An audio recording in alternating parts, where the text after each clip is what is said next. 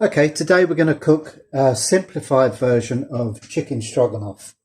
We're just going to cut a few corners, maybe not add the white wine and all that, but we're going to make it still be nice.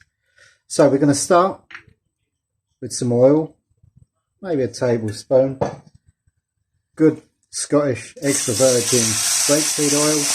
We're going to pop our chicken in.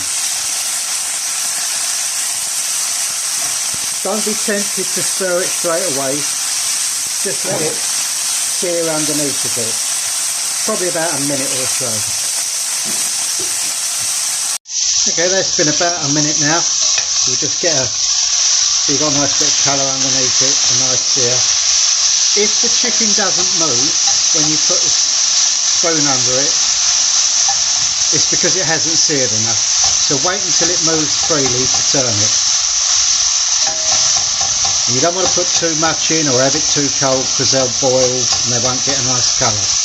No colour, no flavour. That's a basic rule of food. So we're going to leave this to go for about another minute now. Okay, so your chicken's nicely cooked now. We're going to add in a couple of finely chopped shallots. If you haven't got shallots, use an onion, it's not a problem. You just get a slightly sweeter flavour with the shallots. Got 3 cloves of garlic. If you're not a huge fan of garlic, only put 1 in. Normally, to be honest, I'd put more than that in. I like garlic and I'm not freezing on anyone. Here we've got some fresh thyme, fresh rosemary and a bay leaf I've just tied up. If you don't have these in the garden, go ahead and use some dried mixed herbs. Maybe sort of a level teaspoon. And a note about the chicken, when you cut the chicken into strips, cut across the breast. Don't cut with the grain, cut across the grain. You know, sometimes when you eat a chicken dish and you say, oh, the chicken's stringy, it's because it hasn't been cut in the right direction. So always cut across the grain. Okay, we're going to let these shallots and garlic cook out for about 3 minutes now. There you go, they've cooked out, they've lost that horrible raw smell. Incidentally, that's about 300 grams of chicken in there. If you're doing it for more people, use more chicken. I've got a punnet now of chestnut mushrooms, sliced, but thickly sliced. I like to see the mushroom at the end and actually bite it, rather than just it be one of these little white mushrooms that you can't really taste or see. So now we're going to let these mushrooms cook out and absorb the flavours of the shallot and the garlic. And now we're going to add a teaspoon of smoked paprika. I'm going to add a bit more because I really like the flavour, but you know, only add what you want. Now when you buy smoked paprika, this is smoked paprika. If it just says smoked paprika, it's going to have a little heat in it. If it says smoked paprika and then in brackets sweet, then it's not hot. There's no spice at all. So just be aware of that when you buy it and make your choice wisely. I love chilli, so I've got the slightly spicy one. It's not mega hot, but there you go. Okay, so we're going to let this cook out now for about 2, maybe 3 minutes. Okay, the mushrooms are halfway cooked now. Now, mushrooms will create a little water. If, when you're cooking it, they don't create any water and you start to get a bit of a build up on the bottom of the pan and you think it might burn, just add a little bit of water to loosen it up and they will release it. Okay, so into that now, I mean, in a restaurant situation you would be adding white wine and brandy and all that, but we're not going to. So we're going to put in about a coffee mug or a small mug, cup should I say, of made up gravy. Whatever gravy you use, just throw it in. This is a demi-glace, but use whatever gravy you use. Just make it up, make it fairly thick and throw that in.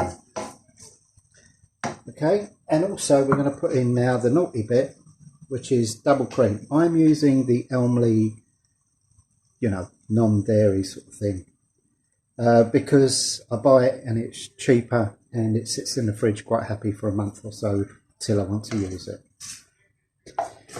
Okay, so now we're bringing that to the boil and then we're going to turn it right down and simmer it, at which point we're going to add the cornishons. Now a cornichon is like, I mean, well, it is a pickle, but they're not the same. You can't use like a sweet dill pickle or any of these. You have to have something called cornishons.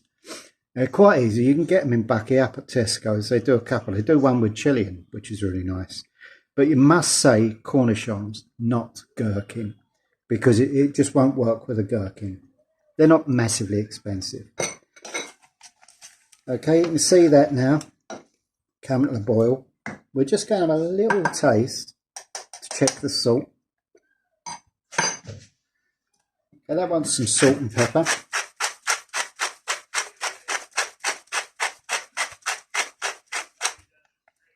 And some nice fresh ground pepper.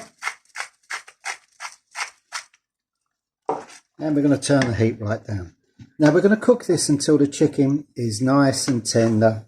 The sauce is thick and luxurious and basically very yummy.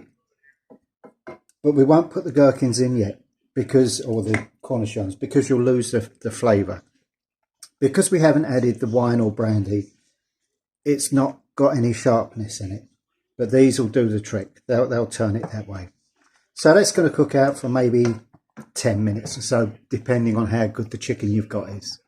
Okay, while that's simmering away, getting the flavours to mix and what have you, I'm just going to show you a little tip with the rice that turns, you know, we don't want anything fancy rice-wise because you've got bags and bags of flavour in there. So we're just going to take some basmati rice and we're going to use this is 2 people, 2 measures. I'm using a ½ cup measure.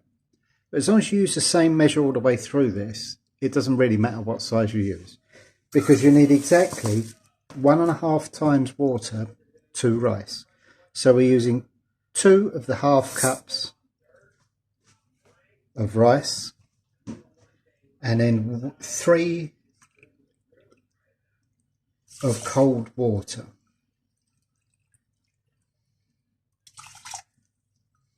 And you have to be exact for this to work nicely. If you do it this way, it will always turn out perfect. Onto that, I'm putting a teaspoon of salt, sea salt.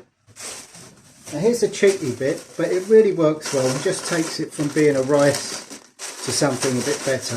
I've got just some frozen veg from Lidl's, nice and cheap. And we sprinkle it over the top, like that. Nothing more, don't stir it in or anything like that. And then we put a tight fitting lid on it. Okay, we bring that to the boil. When it boils, turn it right down to medium on the smallest ring you've got. And it's going to take around about 17 minutes. But basically you're cooking it until all the water's gone. At which point you just stir it up and fluff it. Leave the lid on. But don't keep taking the lid off, because you're letting out water every time you take the lid off. And it is an exact measurement. So you'll know, but it's going to be about 15 to 17 minutes. Okay, this has been simmering now for, I don't know, 15 minutes, I suppose. Now, at one point it got too thick, so I just add a little bit of water, because if you have it too thick, it's a bit sickly. So what we're going to do now is just take out the little bundle of herbs that we put in. They've done their job. Come out. And we're going to put in the chopped cornishons even. Put the right teeth in.